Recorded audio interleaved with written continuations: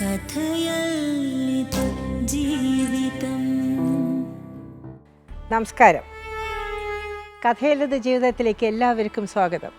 അമൃത ടിവിയും Kerala state legal services അതോറിറ്റിയും ഒന്നിക്കുന്ന ഈ പരിപാടിയിൽ ഇന്ന് നമുക്ക് നിയമസഹായം നൽകുവാൻ ഇവിടെ എത്തിച്ചേർന്നിട്ടുള്ള KELSA panel members, judicial member ബഹുമാന്യ judge Shri Cheriyan Varghese, advocate member Shrimati Leena Jayasurya, സാമൂഹ്യ പ്രവർത്തക ശ്രീമതി രാജേശ്വരി. എല്ലാവർക്കും സ്വാഗതം. കഥയല്ലിതു ജീവിതം. നിങ്ങൾ കുട്ടിയുമായിട്ടാണോ പോയത്? കുട്ടിയുമായിട്ടാണ് പോയത്. അങ്ങനെ സുരേഷിനോട് ഒരു തീരുമാനം അങ്ങോട്ട് കയറി പറയാനായിട്ട് എന്തായിരുന്നു ഒരു എൻ്റെ പ്രേരണ? ജീവിത സാഹചര്യങ്ങൾ വളരെ മോശം. എൻ്റെ വീട്ടിൽ നിന്നെല്ലാം എൻ്റെ സഹോദരനെല്ലാം വീട്ടിൽ നിന്ന് ഇറങ്ങിക്കോണം. പ്രത്യേകം എനിക്ക് ഓഹരി തന്നിട്ടുണ്ടല്ലോ, അതിൽ അവിടെ നിന്ന് വീട്ടിൽ നിന്ന് ഇറങ്ങിക്കോണമെന്നുള്ളൊരു ഇത് വന്നപ്പോഴത്തേന് കുടിച്ചിട്ട് വന്നിട്ട് ഭയങ്കര ബഹളവും കാര്യങ്ങളാണ്. ഇറങ്ങിപ്പോക്കോണോ എന്ന് പറഞ്ഞിട്ടുണ്ട്. അതുകൊണ്ട് ഞാൻ പ്രത്യേകം ഷെഡ് വെച്ച് താമസിക്കുമായിരുന്നു. അതിനാ എൻ്റെ ഓഹരിയിൽ എത്ര ഓഹരി തന്നിട്ടുണ്ട്? 50 സെന്റ്. കല്യാണത്തിന് കല്യാണത്തിന് 50 സെന്റോ ബന്ധപ്പെട്ട് തന്നതാ നിങ്ങൾക്ക് ഓഹരി തന്നിട്ടുള്ളത്? 50 സെന്റ്. 40 സെന്റ് പേര് 40 സെന്റും 15 പവനുമാണ് എനിക്ക് തന്നത്. അല്ലെ, വീടിനോട് ചേർന്നാണ്? നിങ്ങളുടെ വീടിനോട് ചേർന്നാണോ? അവിടെയാണോ ഇപ്പൊ വീട് വെച്ച് താമസിക്കുന്നത്? അവിടെ ഞാൻ ഷെഡ് വെച്ച് പ്രത്യേകം താമസിക്കുമായിരുന്നു. ഈ എൻ്റെ വീട്ടിലെ സഹോദര വഴക്കും ബഹളം കൊണ്ട് ഷെഡ് വെച്ച് പ്രത്യേകം താമസിക്കുമായിരുന്നു. ഈ വഴക്കും ബഹളം വരാൻ കാരണം നിങ്ങൾ ഭർത്താവിന്റെ വീട്ടിൽ എൻ്റെ സഹോദരനെ ഞാൻ വീട്ടിൽ നിൽക്കുന്ന ഇഷ്ടമല്ല. കാരണം ഞാൻ അങ്ങ് പോയി താമസിക്കണം. അതുകൊണ്ട് ഭർത്താവിന്റെ വീട്ടിൽ പോയി താമസിക്കണം. അപ്പൊ സുരേഷിന്റെ കൂടെ പോകുന്നതിന് മുമ്പ് തന്നെ നിങ്ങൾ വേറെ വീട് നിങ്ങളുടെ പ്രത്യേകം വെച്ച് താമസിക്കുക. വീട്ടുകാർക്ക് അപ്പം മുതലേ നിങ്ങളോട് എതിർപ്പുണ്ട്? അമ്മയ്ക്ക് കുഴപ്പമൊന്നുമില്ല, എൻ്റെ സഹോദരന് മാത്രമല്ല. അപ്പൊ എനിക്ക് പഞ്ചായത്തിൽ നിന്ന് അപ്പൊ ഞാൻ ഇങ്ങനെ കേസും കൊടുത്ത് നിൽക്കുന്നതുകൊണ്ട് എനിക്ക് പഞ്ചായത്തിൽ നിന്ന് വീട് കിട്ടാനുള്ള സാധ്യത ഉള്ളതുകൊണ്ടാണ് ഞാൻ ഈ ഷെഡ് വെച്ച് താമസിക്കാൻ തീരുമാനിച്ചത്. അപ്പോൾ എൻ്റെ കൊണ്ട് തന്നെ ഒക്കൂല, കൊച്ചിൻ്റെ കാര്യങ്ങൾ തന്നെ നോക്കാൻ ഒക്കൂല എന്നുള്ള ഒരു ഇതുകൊണ്ടാണ് ഞാൻ ഇദ്ദേഹത്തിനോട് പോകാൻ തീരുമാനിച്ചത്. താമസിക്കുന്നത് എവിടെയാ? പന്തളമുക്കിൽ. ഇവിടെയല്ല, ഈ സ്ഥലത്തല്ല. ഈ എൻ്റെ വീടുമായിട്ട് 2 കിലോമീറ്റർ വ്യത്യാസമുണ്ട്. സുരേഷിന് വസ്തുവകൾ വല്ലതും ഉണ്ടോ? വസ്തുണ്ട്, സ്വന്തം വീടുകൊണ്ട് താമസിക്കണം. അവിടെയാണ് താമസിക്കുന്നത്? അവിടെയാണ് ഞാൻ താമസിക്കുന്നത്. സുരേഷ് ഏത് സമുദായക്കാരനാ? ഹരിജനാണ്. നിങ്ങളോ? ഈഴവാണ്. സുരേഷിന് അച്ഛനും അമ്മയും വീട്ടുകാരൊക്കെ ഉണ്ടോ? ഇല്ല. ആരും ഇല്ലേ? സഹോദരങ്ങൾ വേറെ താമസിക്കണം, അമ്മയും അച്ഛനും ഇല്ല, മരണപ്പെട്ടു. അപ്പൊ ഒറ്റയ്ക്കാണ്? അതെ. ഇപ്പോഴത്തെ അഭിപ്രായത്തിൽ സുരേഷ് നല്ല ആളാ? ആണ്. നിങ്ങൾക്ക് ഇഷ്ടപ്പെട്ട ആളാ? നിങ്ങൾ ഇങ്ങനെ ഒരു ആവശ്യം നിങ്ങൾ സുരേഷിനോട് പറഞ്ഞപ്പോൾ സുരേഷിന് അതിന് എതിർപ്പൊന്നും ഉണ്ടായില്ല? അപ്പോൾ അപ്പേറ്റൊക്കെ ചോദിച്ച് ഇയാളെ വീട്ടുകാരുമായിട്ട് സ്വരൂപിക്കാനും സമ്മതിക്കുമെന്ന് എനിക്ക് അറിഞ്ഞൂടാ എന്ന് എൻ്റെ അടുക്ക കഴിഞ്ഞാട്ട് പറഞ്ഞായിരുന്നു. ഞാൻ പറഞ്ഞത് സാരമില്ല, അതെൻ്റെ ഇഷ്ടത്തിന്, എൻ്റെ ഒരു ഇഷ്ടത്തിന് വേണ്ടിയിട്ട് എനിക്ക് അവിടെ നിന്ന് എൻ്റെ വീട്ടിൽ നിന്ന് നിൽക്കാൻ ഒക്കാത്തതുകൊണ്ടാണ് എന്ന് പറഞ്ഞാണ് ഞാൻ ഇറങ്ങി പുറപ്പെട്ടത്. ആയിക്കോട്ടെ, നമുക്ക് ഏതായാലും ഇനിയിപ്പോൾ ഈ കുട്ടിയുടെ ഭർത്താവിനെ വിളിക്കാം, ശിവലാൽ. കാരണം നിങ്ങളുടെ ഇനി പറയാൻ വല്ലതും ഉണ്ടോ? ഇല്ലല്ലോ. അല്ല, ഒരു ചോദ്യം കൂടി ചോദിച്ചോട്ടെ മാഡം. നിങ്ങളുടെ ഇയാളുമായിട്ടുള്ള വിവാഹബന്ധം നിലനിൽക്കെ മറ്റയാളുടെ കൂടെ പോയി താമസിക്കുന്നത്, അല്ലെങ്കിൽ ഭാര്യ ഭർത്താക്കന്മാരായി താമസിക്കുന്നത് തെറ്റാണെന്ന് അറിയുമായിരുന്നോ? അറിയാമായിരുന്നു. നമുക്ക് ഈ കുട്ടിയുടെ ഹസ്ബൻഡിനെ വിളിക്കാം, ശിവലാൽ. ശിവലാൽ വരൂ.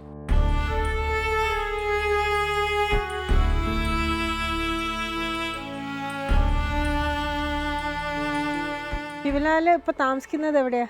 താമസിക്കുന്നത് കൊല്ലത്ത് ആശ്രാമത്തെന്ന് പറയും. ഇനി കല്യാണം നിങ്ങൾ പ്രേമിച്ച് കല്യാണം കഴിച്ചൊന്നല്ല, സാധാരണ നാട്ടു നടപ്പനുസരിച്ച് കല്യാണ ആലോചന വന്ന് അങ്ങനെ കല്യാണം ഇഷ്ടപ്പെട്ട് ഫോട്ടോ കണ്ടിട്ടാണ് നിശ്ചയിച്ചത് അല്ലേ? നിങ്ങൾ നേരിട്ട് കാണുന്നതിന് മുമ്പ് കല്യാണം നിശ്ചയിച്ചു? നേരത്തെ കാണുന്നതിന് മുമ്പ് തന്നെ വീട്ടുകാർ തങ്ങളിൽ സംസാരിച്ചു, പിന്നെ ഫോട്ടോ ഒക്കെ അയച്ചു തന്നു. അങ്ങനെ ആണ് കണ്ടിട്ടാണ്. നിങ്ങൾ ഗൾഫിലായിരുന്നു? ഞാൻ ഗൾഫിലായിരുന്നു. ഗൾഫിൽ എന്തായിരുന്നു ജോലി? ഞാൻ ഗൾഫിലൊരു കമ്പനിയിൽ മോട്ടോർ മെയിൻ്റെയിൻ്റെ ഒക്കെ പണിയായിരുന്നു. മോട്ടോർ ഇതുണ്ടായിരുന്നു. അപ്പോൾ നിങ്ങൾക്ക് ക്വാർട്ടേഴ്സ് ഒക്കെ ഉണ്ടോ അവിടെ? ക്വാർട്ടേഴ്സ് ഒക്കെ ഉണ്ടോ? കമ്പനി അക്കോമഡേഷൻ തന്നിട്ടുണ്ടായിരുന്നു. അപ്പോൾ എങ്ങനെ വീടായിട്ടാണോ ഇല്ല നിങ്ങൾ കുറച്ച് ആൾക്കാർ എല്ലാവരും കൂടെ ഒരുമിച്ച്? നമ്മൾ ഒരുമിച്ചാണ്, വീടായിട്ടല്ല. വീടായിട്ടല്ല, ഫോട്ടോ ക്യാബിനാണ്. ഫോട്ടോ ക്യാബിൻ പോലെ. അങ്ങനെയായിരുന്നു. ഓരോരുത്തർക്കും ഓരോ ക്യാബിനായിട്ടുണ്ടായിരുന്നു. ഓരോ 4 പേർക്ക് ഒരു ക്യാബിനായിട്ട് അങ്ങനെയായിരുന്നു. അപ്പൊ നിങ്ങൾക്ക് ഭാര്യയെ കൊണ്ടുപോകാനൊന്നും ഉള്ള ഒരു ഇതുണ്ടായിരുന്നു? അല്ല, അതില്ല. അങ്ങനെയില്ല. കാര്യം നമുക്ക് അവിടെ നമ്മൾ സ്റ്റാഫായിട്ടല്ല, സ്റ്റാഫുകൾക്കൊക്കെ അങ്ങനെയുള്ള പെർമിഷനൊക്കെ ഉണ്ട്. നമ്മൾ വർക്കേഴ്സ് ആയതുകൊണ്ട് വൈഫിനെ അങ്ങനെ കൊണ്ടുപോകാനുള്ള നമുക്കിതില്ല. അപ്പൊ നിങ്ങൾക്ക് ഒരു കോൺട്രാക്ട് വർക്കാണോ? നമ്മൾ ആ കൺസ്ട്രക്ഷൻ കമ്പനിയായിരുന്നു. അത് ശരി. കൺസ്ട്രക്ഷൻ കമ്പനിയിൽ അവിടെ ആ കൺസ്ട്രക്ഷൻ നടക്കണോ അവിടെ ജോലി നടക്കുന്നു? കൺസ്ട്രക്ഷൻ കമ്പനിയിൽ നമ്മൾ വൈൻഡിങ് സെക്ഷനിൽ. നിങ്ങൾ എന്താ പഠിച്ചിരിക്കണേ? ഞാൻ പഠിച്ചിരിക്കുന്നത് SSLC വരെ പോയിട്ട്. ഞാൻ പഠിച്ചിരിക്കുന്നതല്ലേ SSLC വരെ. SSLC. പിന്നെ ഇതെങ്ങനെ പഠിച്ചു നിങ്ങൾ ഈ മോട്ടോർ വൈൻഡിങ്? അത് ഞാൻ ഇവിടെ അല്ല, ഞാൻ വർഷങ്ങൾക്ക് മുമ്പ് ഞാൻ എൻ്റെ 16-ാമത്തെ വയസ്സിൽ പോയതാണ് ബോംബെക്ക്. ബോംബെ? അപ്പോൾ അവിടെ നിന്നാണ് ഞാൻ ഈ തൊഴിൽ പഠിക്കുന്നത്. ഈ തൊഴിൽ പഠിക്കുന്നത്. അപ്പോൾ ഇതിന് സർട്ടിഫിക്കറ്റോ അങ്ങനെയൊന്നും വേണ്ടേ? ഇതിന് നമുക്ക് കമ്പനി നമ്മുടെ അവിടുന്ന് പിരിഞ്ഞു വരുമ്പോൾ സർട്ടിഫിക്കറ്റ് കാര്യങ്ങൾ തരുമല്ലോ. അതല്ല ഞാൻ ചോദിക്കുന്നത്, ഇപ്പോൾ ജോലി കിട്ടാൻ നിങ്ങൾ പറഞ്ഞല്ലോ ഒരു കമ്പനിയിൽ ജോലിയിലായിരുന്നു എന്ന്. ആ കമ്പനിയിൽ ജോലി കിട്ടാൻ എന്തൊക്കെയാണ് അവർ ചോദിക്കുന്നത്? അത് അവർ ചോദിക്കുന്ന, അവർ നമ്മൾ ബയോഡേറ്റയും കാര്യങ്ങളൊക്കെ ചോദിക്കും. പിന്നെ നമ്മൾ അവർ ടെസ്റ്റിന് വിളിച്ചാൽ ടെസ്റ്റ് അവർ നമ്മൾ വർക്ക് ചെയ്ത് കാണിച്ചു കൊടുക്കണം. അങ്ങനെയൊക്കെയുള്ള കാര്യങ്ങളുണ്ട്. നിങ്ങൾക്ക് അതിന് പ്രാപ്തരാണോ എന്നുള്ളത് അറിയാൻ വേണ്ടി അതുള്ള അങ്ങനത്തെ ഒക്കെ നോക്കിയിട്ടാണ് നിങ്ങൾ ജോലിക്ക് എടുക്കുന്നത്? അങ്ങനെയാണ് ഞാൻ കയറിയത് അവിടെ. അങ്ങനെ കയറി. എത്ര വർഷം ഉണ്ടായിരുന്നു അവിടെ? ഞാനൊരു 8 വർഷം ഉണ്ടായിരുന്നു. കല്യാണത്തിന് മുമ്പ് തന്നെ പോയി? കല്യാണത്തിന് മുമ്പ് പോയി. 2009 ഞാൻ പോയത് ഈ കമ്പനിയിൽ. വിവാഹം 2011 2011 ഏപ്രിൽ 24 ആയിരുന്നു വിവാഹം. അങ്ങനെ പിന്നെ വിവാഹത്തിനായിട്ട് വരികയായിരുന്നു. അപ്പോൾ ഇവരെല്ലാം സെറ്റിൽ ചെയ്തു. അപ്പോൾ ഇദ്ദേഹത്തെ ഫോണിൽ വിളിക്കാറും സംസാരിക്കാറൊക്കെ ഉണ്ട്. അപ്പോൾ അത് നെറ്റ് വഴി നമുക്ക് സംസാരിക്കാം. അങ്ങനെ വിളിച്ച് കാര്യങ്ങളൊക്കെ സംസാരിക്കാറുണ്ട്. അപ്പോൾ പുള്ളിക്കാരി സംസാരത്തിലൊന്നും കുഴപ്പമില്ല എന്ന് എനിക്ക് തോന്നി. അപ്പം വീട്ടുകാർ പറഞ്ഞു ഇനി പാവപ്പെട്ട കുടുംബത്തിലെ ആളാണ് എന്ന് പറഞ്ഞു. അപ്പം ഞാൻ പറഞ്ഞു പാവപ്പെട്ട കുടുംബത്തിലാണെങ്കിൽ നമുക്കത് മതി, നമുക്ക് വേറെ ഒന്നും നോക്കണ്ട. എനിക്കിപ്പോൾ ഏജൊക്കെ ഇത്ര ആയില്ലേ, പിന്നെ അമ്മയും വയസ്സെന്നൊക്കെ ഇരിക്കുകയല്ലേ. അപ്പോൾ പിന്നെ നമുക്ക് ഏജ് ഒരുപാടുണ്ടോ നിങ്ങൾക്ക്? എനിക്കിപ്പോൾ ഇത്തിരി ഏജൊക്കെ ആയി. ഇപ്പൊ എത്ര വയസ്സുണ്ട്? എനിക്കിപ്പോൾ ഒരു 47 വയസ്സോളം ഉണ്ട്. 47 ഉണ്ട്. അപ്പൊ നിങ്ങൾ തമ്മിൽ എത്ര വയസ്സിന്റെ വ്യത്യാസമുണ്ട്? 46-47 വയസ്സുണ്ട് എനിക്ക്. നിങ്ങൾ തമ്മിൽ ഒരു 10 വയസ്സിന്റെ വ്യത്യാസം ഉണ്ടോ? 10-12 വയസ്സിന്റെ വ്യത്യാസമുണ്ട് രണ്ടുപേരുടെ. അതിപ്പോ നാട്ടിൽ നടപ്പുള്ളൂ. 12 വയസ്സിന്റെ വ്യത്യാസം വരെ ഉണ്ട്. ആയിക്കോട്ടെ. അങ്ങനെ സംസാരിക്കാറുണ്ടായിരുന്നു. പിന്നെ വീട്ടുകാർ പറഞ്ഞു കുഴപ്പമില്ല, പാവപ്പെട്ട കുടുംബത്തിൽ നിന്നുള്ള ആളാ, കുഴപ്പമില്ല, അവരുടെ ആൾക്കാരൊക്കെ നല്ലവരാണ്. ഞങ്ങൾ പോയി കണ്ടു, സംസാരിച്ചു, എല്ലാവരുമായിട്ടും സംസാരിച്ചായിരുന്നു. അവരെല്ലാം അന്നന്ന് കൊണ്ടുവന്ന് കഴിയുന്ന ആൾക്കാരാണ് വേല ചെയ്ത് എന്ന് പറഞ്ഞു. അപ്പോഴും ഞാൻ പറഞ്ഞു അതാ നമുക്ക് നല്ലതെന്ന് പറഞ്ഞു. അപ്പോൾ എനിക്ക് അങ്ങനെയൊക്കെയുള്ള എപ്പോഴും ഞാൻ എന്നിലും താഴെ ഉള്ള ആൾക്കാരെ ഞാൻ കൂടുതൽ സ്നേഹിക്കുന്നതും ഒരാളാണ്. പിന്നെ അവർക്ക് വേണ്ടി മറ്റുള്ളവർക്ക് എപ്പോഴും എന്തെങ്കിലും നന്മ ചെയ്യണമെന്ന് മാത്രം ആഗ്രഹിക്കുന്ന ഒരു വ്യക്തിയാണ്. ഒരാൾക്കും നമ്മളൊരു ദോഷം വരുന്ന രീതിയിൽ ഞാൻ പ്രവർത്തിക്കുകയോ പെരുമാറുകയോ ഞാൻ ചെയ്യാറില്ല. പിന്നെ മനുഷ്യനാവുമ്പോൾ ഏത് മനുഷ്യനായാലും ചില തെറ്റുകുറ്റങ്ങൾ എല്ലാവരുടെയും ഭാഗത്തുണ്ടാവും. അത് തെറ്റിപ്പോൾ ചെറുതായാലും വലുതായാലും തെറ്റ് തന്നെ. അപ്പോൾ നമ്മൾ ഭാഗത്ത് എന്തെങ്കിലും ചെറിയ തെറ്റുകളോ കുറ്റങ്ങളോ ഉണ്ടെങ്കിൽ നമ്മൾ പരസ്പരം അങ്ങോട്ടും ഇങ്ങോട്ടും പറഞ്ഞു തീർക്കുകയോ അത് സംസാരിച്ച് നമ്മൾ തീർക്കുകയോ ആണ് ചെയ്യേണ്ടത്, എന്തു തന്നെയായാലും. അപ്പോൾ അങ്ങനെയൊക്കെയാണ് എനിക്ക് പറയാനുള്ളത് ഇതിനകത്ത്. അപ്പോൾ ഇതിനകത്തെന്ന് പറഞ്ഞാൽ ഞാൻ എപ്പോഴും പൂർണ്ണമായിട്ട് ഞാൻ നല്ലവനാണെന്ന് മറ്റൊരാളെ പറഞ്ഞ് ബോധിപ്പിക്കേണ്ട ആവശ്യം എനിക്കില്ല എന്നല്ല ഞാൻ പറഞ്ഞത്. ആർക്കും ആരെയും അങ്ങനെ ബോധിപ്പിക്കേണ്ട എനിക്ക് ആവശ്യമില്ല. അതിൻ്റെ കാര്യം എനിക്ക് വേറൊരാളുടെ സർട്ടിഫിക്കറ്റ് വേണ്ട. മനസാക്ഷിയെ ബോധിപ്പിച്ച കാര്യം ഞാൻ എൻ്റെ മനസാക്ഷിക്ക് നല്ലതെന്ന് തോന്നുവാൻ ഞാൻ ചെയ്യാറുള്ളൂ. കാര്യം എനിക്ക് മറ്റൊരാളെ ചതിക്കാനോ വഞ്ചിക്കാനോ എനിക്കറിയത്തില്ല. എന്നെ ഇവിടെ ഭൂമിയിലേക്ക് ദൈവം അയച്ചത് മറ്റുള്ളവർക്ക് നന്മ ചെയ്യാനും മറ്റുള്ളവരെ സ്നേഹിക്കാനുമാണ് എൻ്റെ ദൈവം എന്നെ പഠിപ്പിച്ചത്. ഞാൻ അത് മാത്രമേ ചെയ്യാറുള്ളൂ, അങ്ങനെ ഞാൻ ചെയ്തിട്ടുള്ളൂ. എൻ്റെ ഭാര്യയുടെ വീട്ടുകാർക്കും അങ്ങനെയുള്ള സഹായങ്ങൾ മാത്രമേ ഞാൻ ചെയ്തിട്ടുള്ളൂ. അവർക്ക് വേണ്ടി ഞാൻ ചെയ്ത ഉപകാരങ്ങൾ അത് അവർക്കെല്ലാവർക്കും അറിയാം. പക്ഷേ എൻ്റെ ഭാര്യ അത് മറന്നുപോയി. അതിന് ഞാൻ ഉത്തരവാദിയല്ല. നിങ്ങൾ എന്തൊക്കെ സഹായങ്ങൾ ചെയ്തിട്ടുണ്ട്? ഞാൻ സഹായങ്ങൾ ചെയ്തെന്ന് പറഞ്ഞു കഴിഞ്ഞാൽ അവരുടെ സാമ്പത്തികമായിട്ട് അവരെ ഒരുപാട് കടവും ബുദ്ധിമുട്ടും ഒക്കെ ആയിട്ടാണ് ഇവരെ അയക്കുന്നത്. എൻ്റെ കൂടെ പലിശക്കെടുത്തും കാര്യങ്ങളും ഒക്കെ ആയിട്ടാണ് ഇവരെ അയക്കുന്നത് ഒരുപാട്. ബുദ്ധിമുട്ടും കടപ്പെടുത്തിയേക്കാണ് ഇവരെ അയക്കുന്നത്. അപ്പം അവർ പറഞ്ഞിങ്ങനെ കല്യാണം കഴിഞ്ഞ് ഒന്നും പറഞ്ഞിങ്ങനെ ഒരുപാട് കടവും കാര്യങ്ങളൊക്കെ ഉണ്ട്, ഇങ്ങനെ പലിശയ്ക്ക് എടുത്തൊക്കെയാണ് എന്നെ അയച്ചതെന്ന് പറഞ്ഞു. അപ്പോൾ ഞാൻ അവരുടെ ആ ഒരു ബാധ്യത തീർക്കണമെന്നുള്ള രീതിയിൽ ഞാനാണ് അവരുടെ ആ ബാധ്യതകളെല്ലാം തീർത്തത്. ആ വസ്തുവെല്ലാം ഞാൻ എടുത്തത്. വസ്തു നിങ്ങൾ മേടിച്ചു? വസ്തു ഞാൻ ഇവരുടെ ബാധ്യത തീർത്തിട്ട് നമ്മൾ എടുക്കുമായിരുന്നു. അപ്പം ഇവരുടെ പേരിൽ അത് എഴുതി കൊടുത്തു. ഇവരുടെ പേരില്ല എഴുതിയത്. ഞാൻ അവിടെ നിൽക്കുകയല്ലേ. അതെ, അതിപ്പോ ഭാര്യയുടെ പേരിൽ എഴുതി മേടിച്ചു. അത് ഭാര്യയുടെ പേരിൽ തന്നെ ഇവർ എഴുതി. അവർ വസ്തുവല്ല ഇവരുടെ പേരിലാണ്. അത് നമ്മുടെ പേരിലൊന്നുമില്ല. നിങ്ങൾ പൈസ കൊടുത്ത ആ വസ്തുവൊക്കെ ഭാര്യയുടെ പേരിൽ അവർ പൈസയൊക്കെ അവർ തന്നെ എടുക്കുന്നതും കൈകാര്യം ചെയ്യുന്നതും അല്ല. അല്ല, അത് ഈ ഒരു 50 സെന്റിന്റെ കാര്യമാണോ? അതാണ് പറയണത്. 50 സെന്റ്. ഈ പൈസ 40-ഓ 50-ഓ പറയട്ടെ. 40-ഓ 50-ഓ? നിങ്ങൾ പറഞ്ഞ 40. എനിക്ക് കല്യാണത്തിന് മുമ്പ് 40 സെന്റ് എഴുതി തന്ന് അമ്മ ഓഹരിയായിട്ട് തന്ന്. അത് കഴിഞ്ഞിട്ടാണ് 10 അദ്ദേഹം പറയട്ടെ. അങ്ങനെ അവരുടെ വസ്തു, അവരുടെ കടവും കാര്യങ്ങളെല്ലാം ഞാൻ തീർത്തു. വസ്തുവല്ല അവരുടെ പേരിൽ തന്നെ, നമ്മുടെ പേരിലൊന്നും ഒന്നുമില്ല. ഞാൻ അവരുടെ ഒന്നും എടുത്തിട്ടുമില്ല, നമ്മളൊന്നും വിറ്റിട്ടില്ല. നിങ്ങൾക്ക് സ്വന്തം വീടും ഒക്കെ ഉണ്ട്? എനിക്ക് സ്വന്തം വീടെന്ന് പറഞ്ഞാൽ ഇപ്പം നമുക്ക് ആശ്രമത്തൊരു 3.5 സെന്റിലുള്ള ഒരു വീടുണ്ട്. അവിടെ നമുക്കൊരു ഫാമിലിക്ക് താമസിക്കാനുള്ള എല്ലാ സൗകര്യങ്ങളുണ്ട്. ഇവരെ ഞാൻ വിവാഹം കഴിച്ച് എൻ്റെ വീട്ടിൽ കൊണ്ടുവന്ന് ഇവർ നമ്മളെ വീട്ടിൽ നിൽക്കത്തില്ല. കുറച്ച് നാൾ വീട്ടിൽ താമസിച്ചു. അതിനുശേഷം ഇവർ വീട്ടിൽ നിൽക്കാറില്ല. ഇവരെ നാഴിക്ക് നാപ്പോട്ട് ഓരോ കാരണം പറഞ്ഞ് ഇവരെ വീട്ടിൽ പോകും. എന്ത് കാരണമാണ് പറയണേ? ഇവർ എന്തെങ്കിലും കാര്യങ്ങൾ ഇപ്പം ഇടയ്ക്ക് വെച്ച് അമ്മയ്ക്ക് കർണ ഓപ്പറേഷൻ എന്ന് പറഞ്ഞു. അപ്പോഴും ഞാൻ പറഞ്ഞു എന്നാൽ പോയി നിന്നോന്ന് പറഞ്ഞു. കാര്യം വെച്ചാൽ അവിടെ ആളില്ലാത്തപ്പോൾ കണ്ണ് ഓപ്പറേഷൻ ആയപ്പോഴത്തേക്ക് പോയി നിൽക്കണമെന്ന് പറഞ്ഞു. ഞാൻ പറഞ്ഞു പോയി നിന്നു. ആ അമ്മയെ നോക്കാനല്ലേ എന്ന് വിചാരിച്ചു. അങ്ങനെ അയച്ചു. ഇവർ പറയുന്ന കാരണങ്ങൾ എന്താ വീട്ടിൽ പോയി നിൽക്കാൻ? ഇവരുടെ വീട്ടിൽ പോയി നിൽക്കാൻ അവർ പറയുന്ന കാരണങ്ങൾ എന്താ? നിങ്ങൾ അവിടെ ഇല്ലാത്തതുകൊണ്ടാണോ? അവരവിടെ നിന്ന് അത് കഴിഞ്ഞിട്ട് പിന്നെ ഇവർ അമ്മയ്ക്ക് സുഖമില്ലെന്നും പറഞ്ഞാൽ പോയതെന്ന്. ശരി. അത് കഴിഞ്ഞിട്ട് പിന്നെ വന്നു. ഇത് കഴിഞ്ഞിട്ട് പിന്നെ ഇവർ ഇതാണൊക്കെ ഇങ്ങനെ പോക്കും വരവുക. ഇവർ വീട്ടിൽ നിൽക്കത്തില്ല. കാരണം എന്താ പറഞ്ഞേ അവർ വീട്ടിൽ നിൽക്കാതിരിക്കാൻ? കാരണം എനിക്ക് അവർ ഇങ്ങനെ ഓരോരോ കാരണങ്ങൾ, അമ്മയ്ക്ക് സുഖമില്ല, അവിടെ പോകണം ഇവിടെ പോകണം എന്ന് പറഞ്ഞ് അങ്ങ് പോവുക. ശരി. പ്രത്യേകിച്ച് ഒരു കഴമ്പുള്ള ഒരു കാരണം ഒന്നും പ്രത്യേകിച്ചൊന്നും കാര്യങ്ങളൊന്നും ഇവർ പറയുന്നില്ല. ഇവരങ്ങ് പോവുക. എനിക്ക് ഇങ്ങനെ ഇവിടെ താമസിക്കാൻ പറ്റത്തില്ല. നിങ്ങളുടെ വീട്ടിൽ താമസിക്കാൻ എന്തെങ്കിലും ബുദ്ധിമുട്ട് പറയേണ്ടായിട്ടുണ്ടോ? നിങ്ങളുടെ വീട്ടിൽ താമസിക്കാൻ എന്തെങ്കിലും ബുദ്ധിമുട്ട് പറഞ്ഞിട്ടുണ്ടോ? നമ്മുടെ വീട്ടിൽ താമസിക്കാനുള്ള ബുദ്ധിമുട്ട് അവിടെ പ്രത്യേകിച്ച് ബുദ്ധിമുട്ടൊന്നും കാര്യമില്ല. അവര് പറഞ്ഞിട്ടുണ്ടോ എന്ന് ചോദിക്കുക. അങ്ങനെ ഇല്ല, എൻ്റെ അടുത്ത് അങ്ങനൊന്നും പറഞ്ഞില്ല. ഒരു ബുദ്ധിമുട്ടും പറഞ്ഞിട്ടില്ല. അവർക്ക് അവരുടേതായ കാരണങ്ങളെ കൊണ്ട് അവർ അങ്ങോട്ട് പോകണമെന്നേ പറഞ്ഞിട്ടുള്ളൂ. അവർക്ക് അവിടെ താമസിക്കാൻ പറ്റുന്നില്ല എന്നൊക്കെ പറയാറുണ്ട്. നിങ്ങളുടെ വീട്ടിൽ ആരൊക്കെ ഉണ്ട്? എൻ്റെ വീട്ടിൽ അമ്മയുണ്ട്, അനുജനുണ്ട്.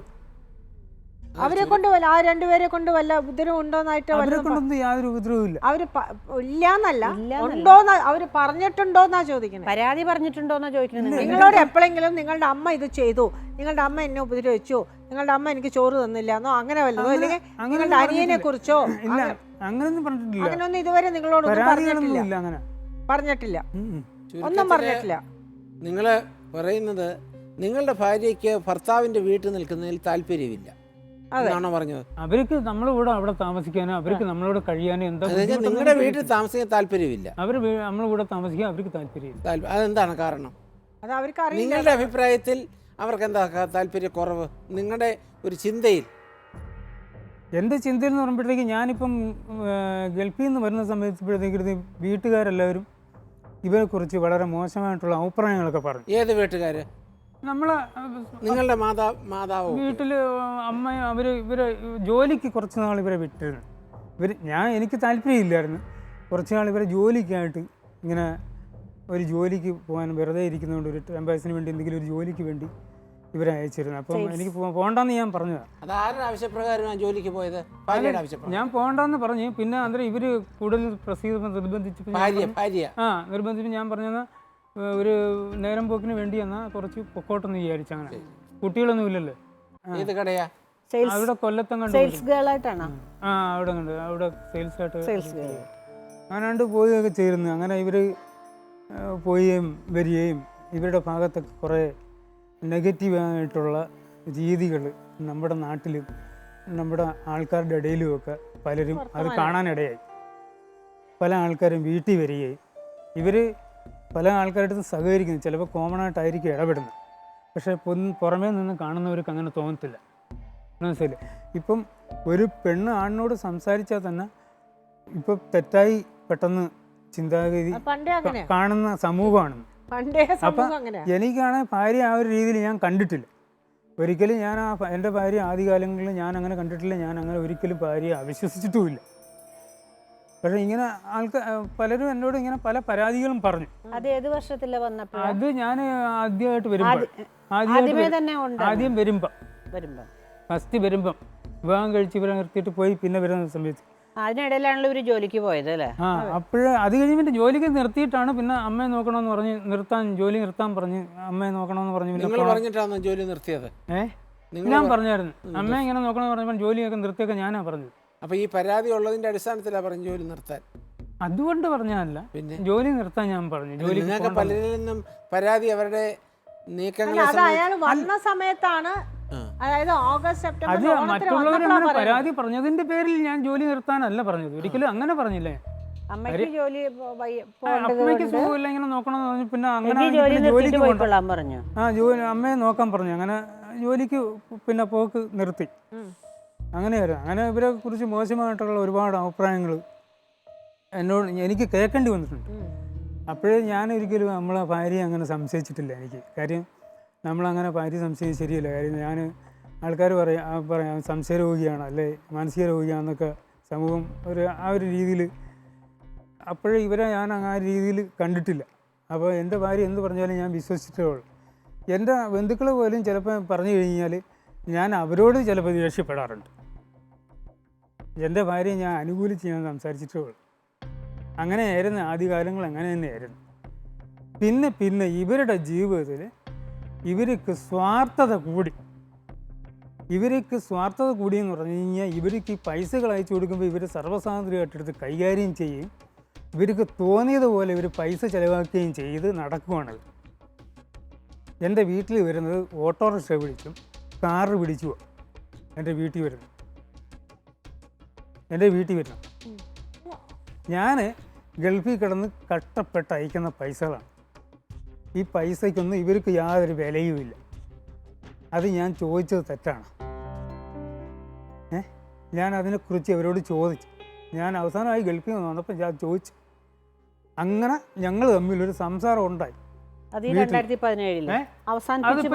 ഇപ്പം ഈ വരുന്ന വരവിൽ ഉപേക്ഷിച്ച് പോന്നപ്പോൾ ഇപ്പം ഈ അവസാനത്തെ വരവിൽ ലാസ്റ്റ് വരുന്നത് ഇപ്പം അതിന് ശേഷമാണ് ഈ പ്രശ്നങ്ങൾ. അതിൻ്റെ തുടക്കം പിന്നെയാണ്. ഈ പ്രശ്നത്തിന് തുടക്കം അവിടെ നിന്നാണ്. ഞങ്ങൾ രണ്ടുകൂടെ അങ്ങോട്ടും ഇങ്ങോട്ടും സംസാരിച്ച് വാക്കുകൾക്കും ഉണ്ടായി. ഇവരെന്താ ചെയ്തതെന്നറിയാം. ഇവരൊക്കെ മണ്ഡപത്തിലേക്ക് ഒരു നിലവിളക്ക് ഇവരമ്മ കൊണ്ടുവന്ന് കൊടുക്കും. ആ നിലവിളക്ക് ഇവരെന്നെ പൊക്കിയെടുത്ത് അടിക്കാനായിട്ട്. ആരെങ്കിലും ചെയ്യുമോ?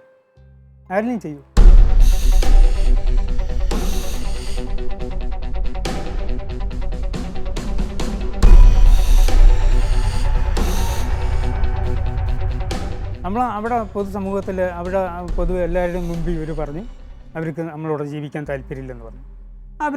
അവർ ഒന്ന് മനസ്സിലാക്കട്ടെ, അവർക്ക് എന്തെങ്കിലും ഒരു മാറ്റം ഉണ്ടാവട്ടെ എന്ന് കരുതി അവിടെ കൊണ്ടാക്കിയത്, അല്ലാതെ അവരെ ഉപേക്ഷിച്ചാൽ. അതുപോലെ തന്നെ ഇവർ ഇപ്പം ഒരാളോട് ഇറങ്ങിപ്പോയിരിക്കുക. ഇദ്ദേഹത്തിൻ്റെ ഓട്ടോറിക്ഷയാണ് പലപ്പോഴും ഇവർ വിളിക്കുന്നത്. ഞാൻ നാട്ടിൽ വരുമ്പോഴെല്ലാം ഇദ്ദേഹത്തിൻ്റെ ഓട്ടോയും വിളിച്ച് നടത്താം. ഞാനും ഇവരുമായിട്ട് ഇയാളുടെ ഓട്ടോറിക്ഷ വിളിച്ചിട്ടുണ്ട്. ഇവർ പലപ്പോഴും ഇയാളുടെ ഓട്ടോറിക്ഷ വിളിക്കുന്നുണ്ട്. ഇപ്പോൾ ഓട്ടോക്കാരൻ്റെ ഓട്ടം വിളിക്കുന്നു പറഞ്ഞപ്പോൾ എനിക്ക് എൻ്റെ ഭാര്യയെ സംശയിക്കാൻ പറ്റും.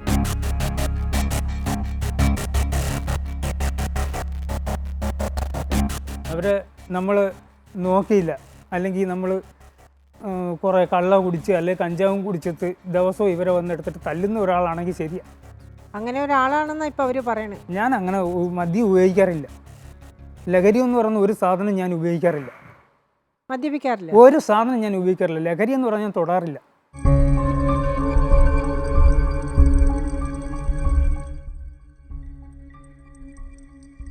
എച്ചിൽ കൈ കൊണ്ട് ഒരിക്കൽ തല്ലി എന്നാ പറയണത്. ആദ്യത്തെ തല്ല അതായിരുന്നു. അതൊക്കെ അവർ പറയുന്നതല്ലേ മാഡം, അവർ പറയുന്നതല്ലേ. അവര് പറയുന്നത് ഞാൻ നിങ്ങളോട് ചോദിക്കുകയാണ്. മാഡം അവര് ഇപ്പൊ വേറൊരാളുടെ കൂടെ ഇറങ്ങിപ്പോയി സ്വന്തം ഭർത്താവിനെ സഹിച്ചിട്ട് പിന്നെ ഇവര് പറയുന്നതിനകത്ത് എന്ത് ന്യായീകരണമാണോ മാഡം ഉള്ളത്? ഒന്ന് പറയൂ മാഡം. ഈ നാട്ടുകാരുടെ ചോദിച്ചറിയാൻ എന്നെ വീട്ടിലിട്ട് അടിച്ചിട്ടില്ലേ? കൊല്ലത്തിട്ട് അടിച്ചിട്ടില്ലേ എന്നെ നിങ്ങൾ ആൾക്കാർ കൊണ്ടാക്കിയത്? ഞാൻ ആരുടെയും ജീവിതം ഞാൻ ആരുടെയും ജീവിതം നശിപ്പിച്ചിട്ടില്ല. അവനവന്റെ ജീവിതം നശിപ്പിക്കുന്നത് അവരൊരു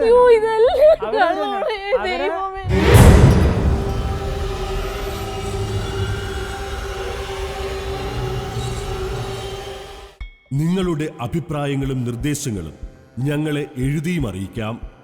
വിലാസം: പ്രൊഡ്യൂസർ, കഥയില്ലത് ജീവിതം, അമൃത TV, ഗാന്ധിനഗർ, വഴുതയ്ക്കാട്, തിരുവനന്തപുരം 14.